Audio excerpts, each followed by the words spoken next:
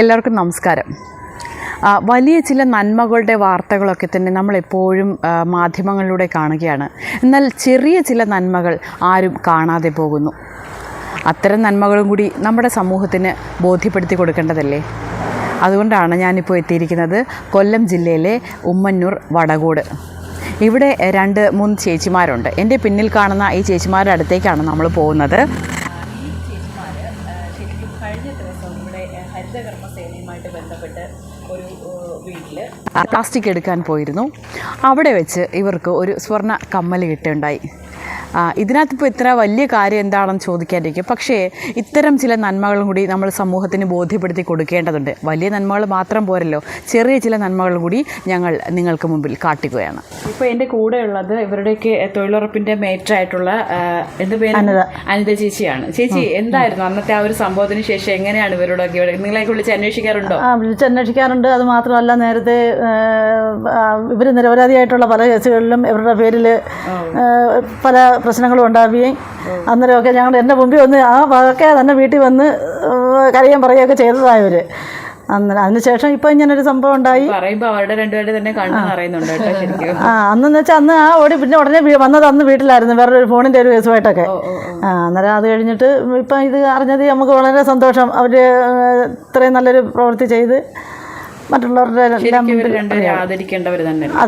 ഏതെങ്കിലും കമ്മിറ്റികളിലോ നിങ്ങളുടെ ഏതെങ്കിലും മീറ്റിംഗിലോ നിങ്ങൾ എന്തായാലും ഒരു ആദരവ് നൽകുമല്ലോ? ഓക്കെ, തീർച്ചയായും ഉറപ്പായിട്ടും തരും, നൽകണം. ഇത് ഈ ഒരു വീഡിയോയിലൂടെ ചേച്ചി എന്താണ് പറയാൻ ഉദ്ദേശിക്കുന്നത്? ഈ 10,000 ടോക്കണിൽ നിന്ന് ഒരാളെ തിരഞ്ഞെടുത്ത് എൻ്റെ വീടും വസ്തുവും അതിൽ ഒരാൾക്ക് എൻ്റെ പൂർണ്ണ സമ്മതത്തോടെ കൊടുക്കാൻ ഞാൻ തയ്യാറാണ്. അതിൽ എല്ലാവരും എന്നെ സഹായിക്കണം. എൻ്റെ ഈ ടോക്കണിൽ നിന്ന് എല്ലാവരും എടുക്കണം. ആ കുടുംബത്തെ സഹായിക്കുന്നതിന് വേണ്ടി ഈ ട്രസ്റ്റ് ഏർപ്പെടുത്തിയ സമ്മാന പദ്ധതിയിൽ എല്ലാ പ്രിയപ്പെട്ടവരും പങ്കാളികളായി ഈ കുടുംബത്തെ സംരക്ഷിക്കുന്നതിനുള്ള നിലപാട് സ്വീകരിക്കണം എന്ന് അഭ്യർത്ഥിക്കുകയാണ്. ഇതേപോലെ നിങ്ങൾ ഓരോരുത്തരും ടോക്കൺ എടുക്കണം എന്നാണ് ഞങ്ങൾക്ക് പറയുവാനുള്ളത്. മുമ്പിൽ ഞങ്ങൾ മുന്നോട്ട് വയ്ക്കുകയാണ്. ഈ ചേച്ചിയെ പരമാവധി നമ്മുടെ വിഘ്നേശ്വര ചാരിറ്റബിൾ ട്രസ്റ്റിന്റെയും അതോടൊപ്പം തന്നെ VMTV ന്യൂസിന്റെയും പ്രേക്ഷകർ കണ്ട് സഹായിക്കണമെന്നാണ് ഈ അവസരത്തിൽ ഞങ്ങളും പ്രത്യാശിക്കുന്നത്. ബിന്ദുവും രമ്യയുമാണ്, അതോടൊപ്പം ഇവിടുത്തെ മെമ്പറായിട്ടുള്ള ബിന്ദു പ്രകാശ്. ഇവർ 3 പേരാണ് ഇപ്പോൾ എൻ്റെ കൂടെ ഉള്ളത്. ഇവർക്ക് സംഭവിച്ച അന്നത്തെ ഒരു ദിവസം, അല്ലെങ്കിൽ അവർക്ക് ആ ഒരു സ്വർണം കിട്ടിയപ്പോൾ അവരെന്താ ചെയ്തത്, അല്ലെങ്കിൽ സാധാരണ നമുക്ക് ഇത്തരത്തിലൊക്കെ ഉള്ള സ്വർണ്ണങ്ങളൊക്കെ കിട്ടുമ്പോൾ നമുക്കറിയാം അല്ലേ, നമ്മൾ ചില ആൾക്കാരൊക്കെ ചിലപ്പോൾ അതങ്ങ് അറിയാതെ അല്ലെങ്കിൽ ആരും അറിയാത്ത കാര്യമില്ല ഇങ്ങനെയൊക്കെ. നിങ്ങൾക്ക് ശരിക്കും എങ്ങനെയായിരുന്നു ആ ഒരു അനുഭവം? എന്താണ് സംഭവിച്ചത് ശരിക്കും അന്ന്? ഞങ്ങൾ ഇപ്പോൾ IRDC കമ്പനി ഏറ്റെടുത്തേക്കും ഞങ്ങളുടെ പഞ്ചായത്ത്. അപ്പോൾ ഞങ്ങൾ എല്ലാവരും പല വാർഡുകളിലായിട്ട് ഓരോ ദിവസവും ഓരോ വാർഡുകളിലാണ് ഞങ്ങൾക്ക് ജോലി കിട്ടുന്നത്. ഇപ്പോൾ കഴിഞ്ഞ മാസം ഈ മാസം 10-ാം തീയതി ആയിരുന്നു ഞങ്ങളുടെ വാർഡിൽ ഞങ്ങൾക്ക് ഡ്യൂട്ടി കഴിഞ്ഞത്. അത് കഴിഞ്ഞിട്ട് ഇപ്പോൾ ഞങ്ങൾ DL കളക്ഷനായിട്ട് ഞങ്ങൾ 2 പേരും, ഞങ്ങൾ ഈ വാർഡിലെ ഹരിതകർമ്മയും ഞാനും രമ്യയും ഞങ്ങൾ 2 കൂടെ ജോലിക്ക് ഇറങ്ങിയത്. അന്നേരം പിന്നെ ഒരു 3-3:30 ആയപ്പോൾ ഞങ്ങൾ പ്ലാസ്റ്റിക് എടുക്കാം. ആ വീട്ടിൽ നിന്ന് കഴിഞ്ഞ മാസം ആ ചേച്ചി അവിടെ ഇല്ലായിരുന്നു.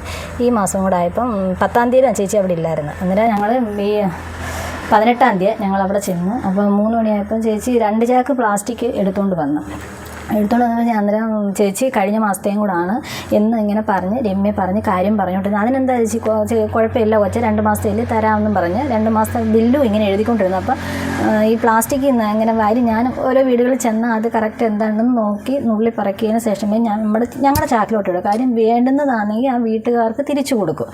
അങ്ങനെ കൊച്ചുങ്ങളുള്ള വീടുകളാകുമ്പോൾ അറിയത്തില്ലല്ലോ എന്തെല്ലാം സാധനങ്ങൾ അതിൽ കൊണ്ടിട്ടുന്നത്. ആ ഒരു വെച്ചുകൊണ്ട് ഞങ്ങളോട് പഞ്ചായത്തിൽ നിന്ന് പറഞ്ഞുകൊണ്ട് നിങ്ങൾ എന്തൊരു സാധനം എടുത്താലും നോക്കിയേ കൊണ്ടുവരാം. കാര്യം ആവശ്യമില്ലാത്ത സാധനങ്ങൾ പോലും ഞങ്ങൾ പ്ലാസ്റ്റിക്കിൽ എടുത്തിടുന്നുണ്ട്.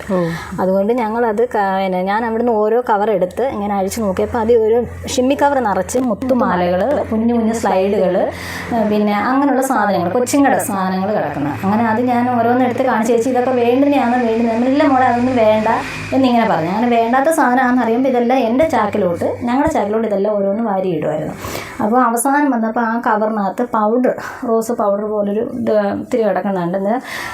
അപ്പോൾ ഇങ്ങനെ പറഞ്ഞുകൊണ്ട് നിന്നപ്പോൾ എനിക്കിങ്ങനെ കയ്യിൽ വെള്ളയിൽ വെച്ചിട്ട് ഞാൻ തട്ടാനായിട്ട് പോയതായിരുന്നു. ഞാൻ നോക്കിയപ്പോൾ എന്തോ ഒന്ന് തിളങ്ങുന്നതായിട്ടുണ്ട്. ഞാനത് എടുത്തിട്ട് അതിന് പൗഡർ കയറി മൊത്തം അങ്ങ് മൂടി ഇരുന്നു. അന്നേരം ഞാൻ അതിൻ്റെ ആണി ഉൾപ്പെടെയാണ് എന്നെ ഞാൻ എടുത്തത്. അന്നേരം ആണിയിൽ ഇങ്ങനെ തടവിയപ്പോൾ അത് ISA മുദ്ര എഴുതിയേക്കുന്നത്. അപ്പോൾ ഞാൻ ചേച്ചിയോട് ഞാൻ തിരിഞ്ഞ് നിന്നുകൊണ്ട് തന്നെ ചേച്ചി ഇതാണ്ട് ഒരു കമ്മൽ ഇതാണ്ട് ഇത് സ്വർണ്ണക്കമ്മലാണെന്നും പറഞ്ഞു ഞാൻ ആ ചേച്ചിയെ കാണിച്ചു. എന്നിട്ട് പറഞ്ഞു അയ്യോ മോളെ ദാണ്ടേടി നിൻ്റെ കമ്മൽ ഒരെണ്ണം നീ എന്ത് ചെയ്യും, ഞങ്ങൾ ഒത്തിരി നാളുകൊണ്ടേ ഞങ്ങൾ നോക്കിയില്ലെന്നല്ല അവരൊത്തിരി നാളിത് ശ്രദ്ധിച്ചില്ല, അതുകൊണ്ട് എവിടെ വെച്ചെന്ന് ഒന്നും അറിയാൻ വയ്യാതായിപ്പോയി, പിന്നെ എന്തോലും കിട്ടി ഇനി ഒരെണ്ണം നീ എവിടെ പോയി നോക്കൂ എന്നൊരു ഇതോടെ ഇരുന്നപ്പോൾ ഞാൻ അന്നേരം രമ്യ എന്നോട് പറഞ്ഞു ചേച്ചി ചിലപ്പോൾ അതിൽ തന്നെ കാണും, ഒന്നുകൂടെ നോക്കി ചേച്ചി എന്ന് പറഞ്ഞപ്പോൾ ഒന്നുകൂടെ ഞാൻ അതിൽ നോക്കിയപ്പോൾ ഒരെണ്ണം കൂടെ കിട്ടി. ദാണ്ടേ ചേച്ചി ഇതാ ഒരെണ്ണം കൂടി അങ്ങനെ ഒരു ജോഡി കമ്മൽ ഉണ്ട് ചേച്ചി എന്നും പറഞ്ഞുകൊണ്ട് ഞങ്ങൾ ആ ചേച്ചിയുടെ കൈ കൊടുത്തിട്ട് ചേച്ചി പറഞ്ഞു മോളൊരു കാര്യം ചെയ്യും എൻ്റെ മോക്കടയിൽ തന്നെ കൊടുത്തേരെ എന്നും പറഞ്ഞുകൊണ്ട് ഞങ്ങളത് മോക്കടയിൽ കൊടുത്ത്. അങ്ങനെ അതാ സംഭവം. പിന്നെ അത് പിന്നെ നമ്മൾ വാർഡുകളിൽ ഇറങ്ങുമ്പോൾ പല അനുഭവങ്ങളും ഞങ്ങൾക്ക് ഉണ്ടായിട്ടുണ്ട്. ചില വീട്ടിലൊക്കെ ചെല്ലുമ്പോൾ ഞങ്ങളോട് എല്ലാം ചില പേര് ഞങ്ങൾ വരുന്നത് നോക്കിയിരിക്കുന്നവരുണ്ട്. ഞങ്ങൾ രാവിലെ ഇറങ്ങുമ്പം ആദ്യം മെസ്സേജ് കൊടുക്കും, പിന്നെ പല വാർഡുകളിലും എല്ലാ വാർഡുകളിലും അങ്ങനെ കൊടുക്കും. പക്ഷേ ചിലവർ ഞങ്ങളോട് മോശമായിട്ട് സംസാരിക്കാറുണ്ട്. എന്താണ് അവർ സംസാരിക്കുന്നത്? 1-ാം തീയതി ആകുമ്പോൾ ഇനി വരും, ഒരു ഡേറ്റ് അങ്ങോട്ട് ചിലപ്പം നമുക്ക് ഒരു 1-2 ദിവസം വ്യത്യാസം വരുമ്പോഴും 16-ാം തീയതി എന്നുള്ളത് 15-ാം തീയതി ചെന്നാലും ചിലവർ വഴക്ക് പറയും. കഴിഞ്ഞ മാസം 16-ാം തീയതി നിങ്ങൾ പോയിട്ട് 16-ാം തീയതി തന്നെ വാ, അങ്ങോട്ട് മാറാക്കത്തില്ല, അങ്ങനെ ഇങ്ങനെയൊക്കെ പറയുന്നത് നമ്മൾ ഒരുവിധം പറഞ്ഞ് മനസ്സിലാക്കി ചിലവരോട് പറഞ്ഞ് മനസ്സിലാക്കാൻ പറ്റുന്നവരോട് അങ്ങനെ ചെയ്യും. ചിലവർ നമ്മൾ ഭയങ്കരമായിട്ട് ദേഷ്യപ്പെടും, ചില അങ്ങനെ നമ്മളെ തിരിച്ചറിഞ്ഞ് നമ്മളെന്താ ശരിക്കും പറയാ വേറെ എന്തെങ്കിലും ജോലിക്ക് പോകണം, നമ്മൾ അവരുടെ വീട്ടിൽ അത്രയും അല്ലേ അത് ചിലവർ മനസ്സിലാക്കുന്നില്ല, അത് ഇപ്പോഴും മനസ്സിലാക്കാത്തവരുണ്ട്. പക്ഷേ ഇപ്പോഴും നമ്മളെ തിരക്കിയിരിക്കുന്നവരുണ്ട്. നമ്മൾ ദൂരെ കാണുമ്പോഴേ കൊച്ചുങ്ങൾ വെയിലത്ത് വരുന്ന വെള്ളം ഇട്ട് കൊടുക്കാം, നമുക്ക് വെള്ളമൊക്കെ തരുന്നത് എന്തെങ്കിലും കഴിക്കാൻ തരുന്നതും ചില വീടുകളിൽ ചെന്നിരുന്ന് ആഹാരം കഴിയുമ്പോൾ അവരൊപ്പം നമ്മുടെ ഒപ്പം വന്നിരുന്ന് കഴിക്കാനും എല്ലാം നല്ല മനസ്സുള്ളവരും ഉണ്ട്.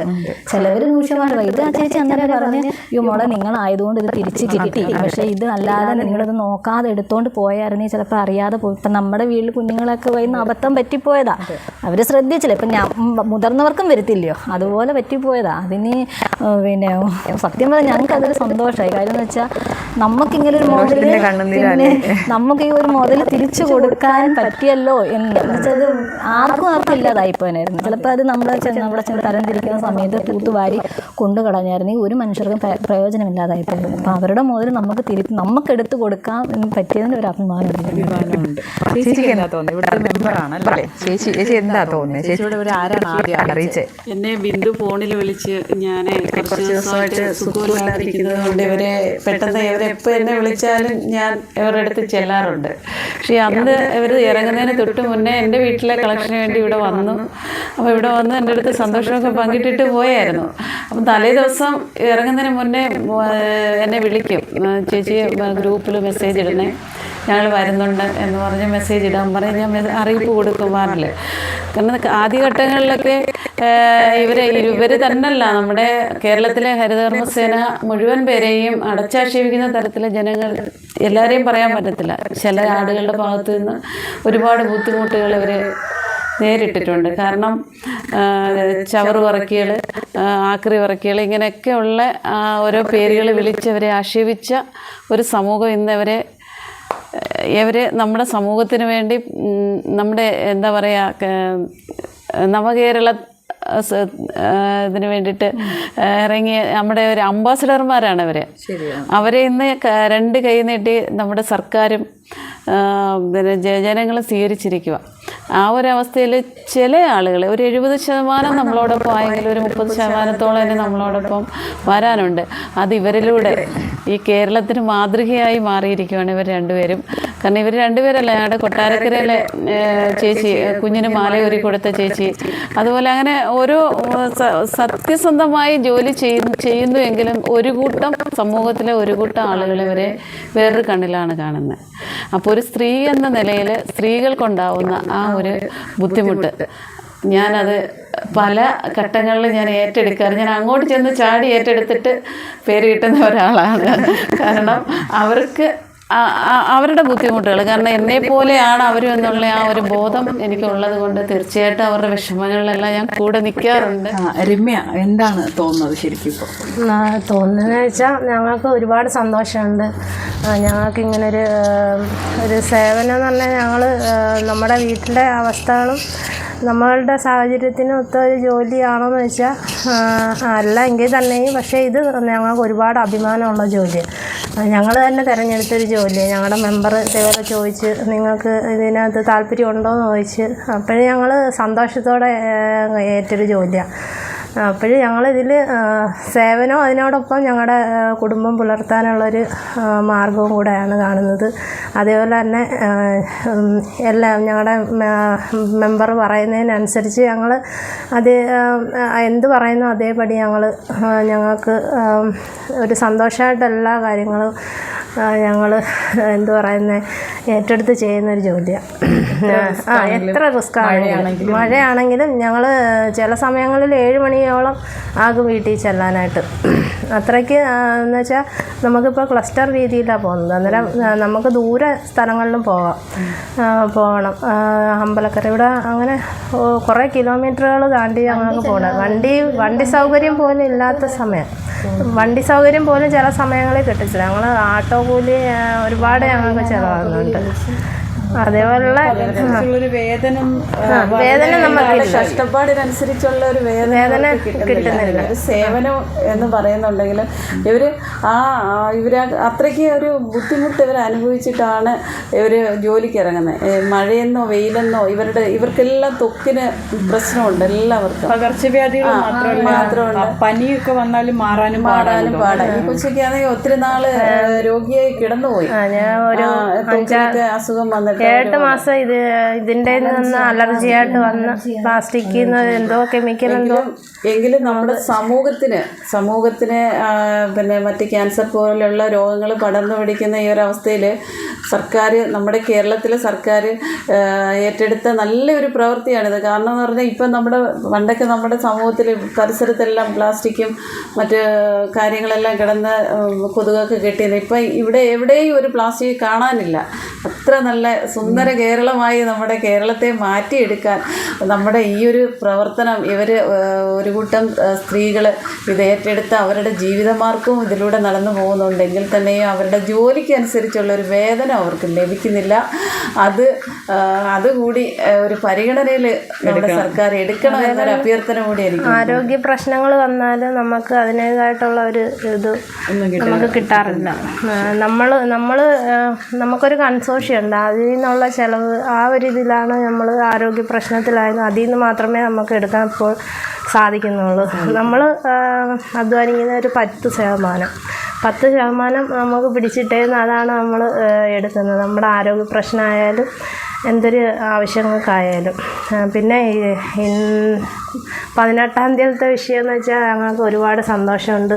ഞങ്ങളെ ഒരുപാട് ആക്ഷേപമെന്ന് പറഞ്ഞാൽ അവജ്ഞയോടെ കാണുന്നവരുടെ മുന്നിൽ ഞങ്ങൾക്ക് ഒരുപാട് സന്തോഷം, അഭിമാനത്തോടെ നിൽക്കാൻ പറ്റി. ചിലവർ കുറേ പേര് കാണുമ്പോൾ ചോദിക്കുക എന്തിനാ തിരിച്ചു കൊടുത്തത്, നിങ്ങളെന്തിനാ തിരിച്ചു കൊടുത്തതെന്നുള്ളവർ അങ്ങനെ ചോദിച്ചവരുണ്ട്. പക്ഷേ ഞങ്ങൾ പറയുന്നത് ഞങ്ങൾക്ക് അർഹതപ്പെട്ടത് നമ്മൾ അധ്വാനിച്ചുണ്ടാക്കും, അതാണ് നമ്മൾ പറയുന്നത്. പിന്നെ അതേപോലെ തന്നെ ഒരുപാട് സന്തോഷമുണ്ട്. നമുക്ക് ഇനിയിപ്പോൾ പുറത്തോട്ടിറങ്ങുന്ന നമ്മളെ ദൂരം നിന്നൊക്കെ വിളി വന്നിട്ടുണ്ട്. ഇതിലെ ദൂരമുള്ള പഞ്ചായത്തുകളിൽ നിന്നൊക്കെ ചേച്ചിമാരൊക്കെ വിളിച്ച് ഞങ്ങൾക്ക് അഭിനന്ദനങ്ങൾ തരാറുണ്ട്. പിന്നെ ഒരുപാട് സന്തോഷമുണ്ട്. ഒത്തിരി അഭിമാനത്തോട് കൂടിയിട്ടാണ് ഞാനിപ്പോൾ ഇവിടെ നിൽക്കുന്നത്. നമുക്കൊക്കെ അറിയാം ഹരിതകർമ്മ സേനയിലുള്ള പ്രവർത്തകരെക്കുറിച്ച്. നമുക്ക് കേരളം ഒട്ടാകെ തന്നെ ഏകദേശം ഒരു 70% ആളുകളും അവരെ നന്നായിട്ട് ചേർത്ത് പിടിക്കുമ്പോഴും വളരെ കുറച്ച് ആളുകൾ ഇവരോട് വളരെ മോശമായിട്ട് പെരുമാറാറുണ്ട്. അതോടൊപ്പം തന്നെ ഇവരെ ശരിക്കും കുപ്പ വെറുക്കുന്ന ആളുകളാണെന്നുള്ള രീതിയിൽ ഇവരോട് ബിഹേവ് ചെയ്യാറുണ്ട്. പക്ഷേ നിങ്ങൾ ഓർക്കണം, നിങ്ങളുടെ വീട്ടിലെ ഏത് അഴുക്കുകളാണെങ്കിലും പ്ലാസ്റ്റിക്കുകളാണെങ്കിലും ഒക്കെ തന്നെ ക്ലീൻ ചെയ്ത് നിങ്ങളുടെ വീടും പരിസരവും ഒക്കെ വൃത്തിയാക്കി നിങ്ങളെ അസുഖങ്ങളിൽ നിന്നും നിങ്ങളെ മുക്തരാക്കി, ക്യാൻസർ പോലുള്ള വലിയ രോഗങ്ങളിൽ നിന്നും നിങ്ങളെ മുക്തരാക്കുന്നതിന് വേണ്ടിയിട്ടാണ് ഇവർ അഹോരാത്രം പണിയെടുക്കുന്നത്. അതായത് രാവിലെ മുതൽ തുടങ്ങുന്ന പണിയാണ്. മിക്കവാറും ചേച്ചിമാരൊന്നും തന്നെ ഭക്ഷണം കഴിച്ചിട്ടുണ്ടാവില്ല. ഇവരുടെയൊക്കെ വീട്ടിലെ സാഹചര്യങ്ങൾ എന്താണെന്ന് നിങ്ങൾ എപ്പോഴെങ്കിലും അന്വേഷിച്ച് നോക്കിയിട്ടുണ്ടോ? ഇത്രയും സങ്കടകരമായിട്ടുള്ള സാഹചര്യങ്ങളിൽ നിന്നാണ് ഇവർ കടന്നു വരുന്നത്. എന്നിട്ട് പോലും അവർ ആ സ്വർണത്തിൻ്റെ ഒരു തരി അതിൽ നിന്ന് കണ്ടപ്പോൾ പോലും അവരെടുക്കാതിരുന്ന അവരുടെ വലിയ മനസ്സിലെ ആ മനസ്സാണ് നിങ്ങളും കാണാതെ പോകുന്നത്. ഏതായാലും ഞങ്ങളുടെ വക VMTVയുടെ വക ഇവർക്കൊരു big salute. This is Bilu Anisan signing from VMTV.